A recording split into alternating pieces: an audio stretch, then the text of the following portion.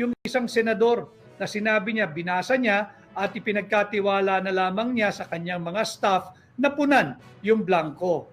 Magpalit ho kayo ng pwesto ng iyong staff.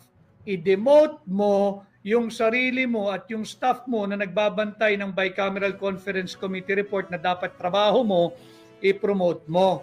Siya ang gawin mong senador at ikaw ang dapat staff niya para magsipag ka naman.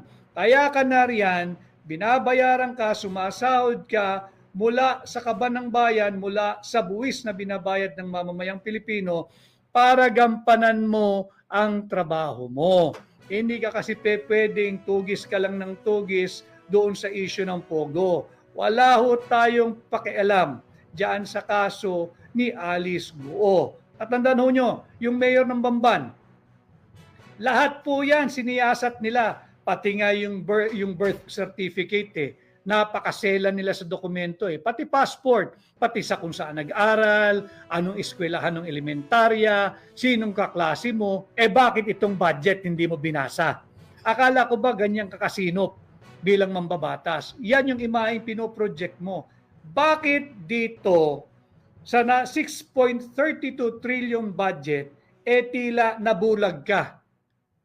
Naging pipi ka rin at nagsisinungaling ka pa na wala kang nakita na blanco diyan sa Bicameral Conference Committee report. Talagang wala kang makikita kasi hindi pa tapos, pinirmahan mo na. Hindi din nakaligtas kay Attorney Vic Rodriguez ang congresswoman na si Stella Kimbo kung saan umiiwas ito sa isang reporter na magpa-interview. Nakakabingi naman ang katahimikan ng Kongreso, lalong-lalo na itong napakaingay na si Stella Kimbo nung kanyang patuloy na pinalalawig ang political persecution laban kay Vice President Inday Sara Duterte. Nasaan ngayon ang tapang mo? Nasaan ngayon ang angas mo? Ayaw mo magpa-interview dahil may rush ka. Anong akala mo sa sinisigaw ng sambayan ng Pilipino? Nang paliwanag ang hinihingi namin, hindi rush. Kailangan namin ng paliwanag. Ngayon mo ilabas yung tapang-tapangan mo. Magpaliwanag ka, nakapirma ka dyan sa Bicameral Conference Committee report Hindi pa ba sapat yung nagfa-fashion show ka dyan sa House of Representatives? Tangan-tangan ang mga Hermes bag, 3 milyon, 2 milyon, 4 na milyon, 5 milyon ang isang bag na yun Pera po yun ang sambayan ng Pilipino. Yung mga mamahalin mong relos, yung magagara mong damit, kayo sa Marikina, matauhan na kayo. Hindi natin pwedeng palagpasin ito. Pera po ng sambayan ng Pilipino ito. Anong sagot mo sa reporter? Rush? Wala na bang mas rush pa dito sa hinihinging paliwanag ng sambayan ng Pilipino? Hindi ba't ikaw ang chairman ngayon ng Committee on Appropriation at nalalaman mo na hindi ordinaryong posisyon ang tinanggap mo bukod pa sa iyong pagiging kongresista? Meron kang pananagutan. Yan ang hinihingi ng hakbang ng maisog, yung transparency at accountability. Kami naniningil, sino yung makating kamay na nakialam diyan sa final ratified, approved, and signed Bicameral Conference Committee report? Sino ang nakialam sa report ng Vicecam? Ang trabaho po ng Vicecam ay tapos na matapos nila itong i-ratify, aprubahan at pirmahan. Tapos na po yun. Ibibigay na nila yan sa mababang kapulungan. Wala po senador pero hindi absuelto rito yung mga pumirmang senador. Wala na pong trabaho ang senador babalik nila yan sa House of Representatives para maging tinatawag na enrolled bill. Yung enrolled bill, yan po yung nagiging General Appropriations Bill. Wala na pong pwedeng gumalaw doon. Ang only thing na natitirang gagawin ay yung pag-imprenta nito. Yun po yung hinihingi ng Philippine Star. Yun din po ang hinihingi ng saksi ngayon na hindi po sila parehong binigyan ng kopya.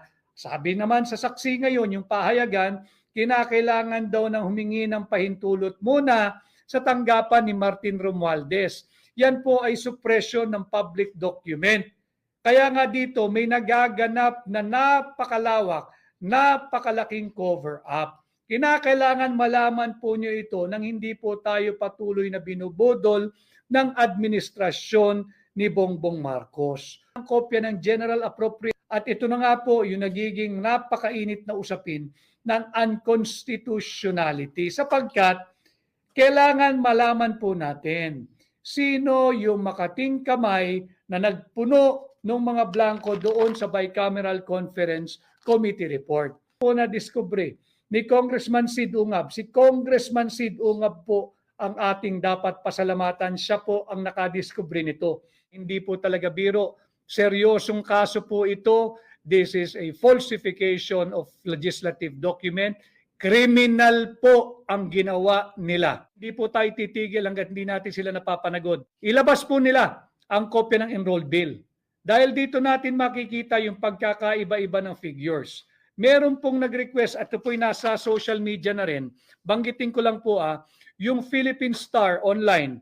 Ang sabi po nila, nag-request daw po sila ng BICAM report at sinabi po sa kanila, meron pa raw yata revisions or changes na maaaring gawin.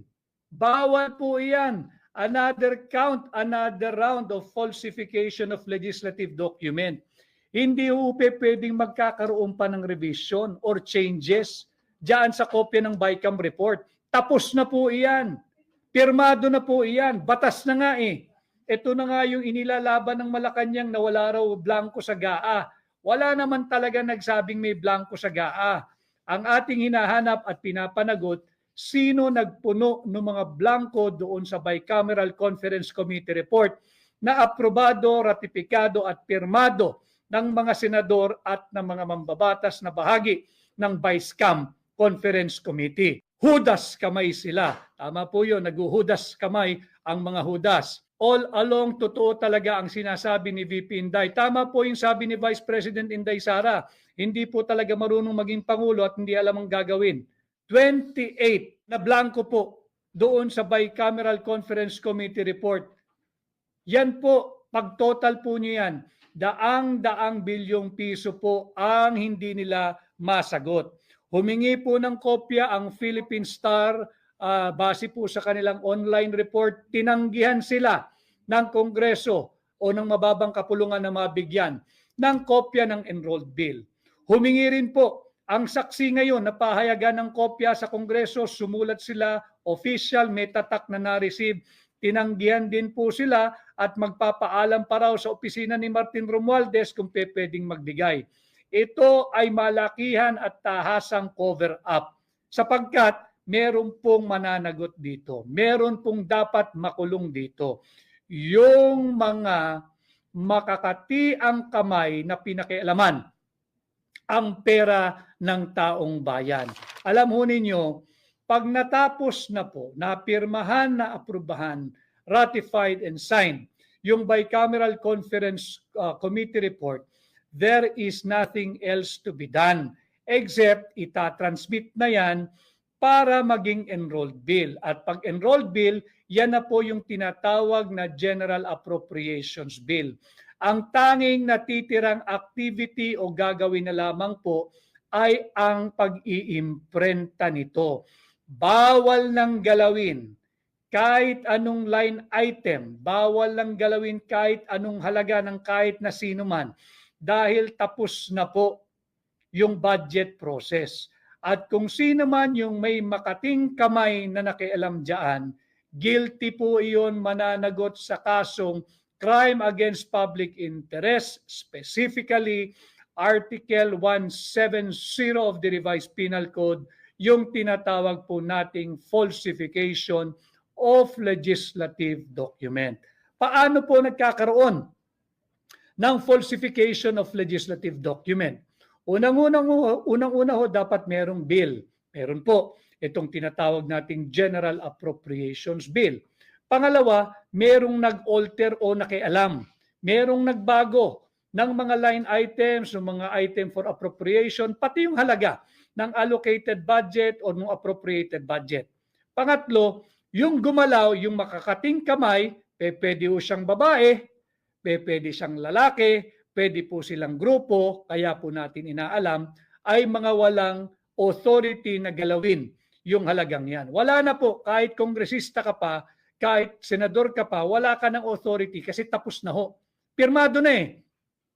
Pirmado na. Hindi po draft yon kagaya ng unang palusot nung nagsabing draft yon. You do not sign a draft document. Draft nga eh. Pwede mo nga idiretso sa basurahan yan eh. Nga ho, si Boy Pirma, kailangan natin harapin pati kung sino si yung aling pirma. Sigurado meron dyan at kinakailangan nating panagutin. Kay Andy Hetchanova, Attorney Vic, my idol, inuubos na po nila yung Kaba ng Bayan. Last year pa ho nila inuubos to at noong 2023 pa. Para kung mapatalsik man sila, may baon na sila kahit ilang dekada pa ang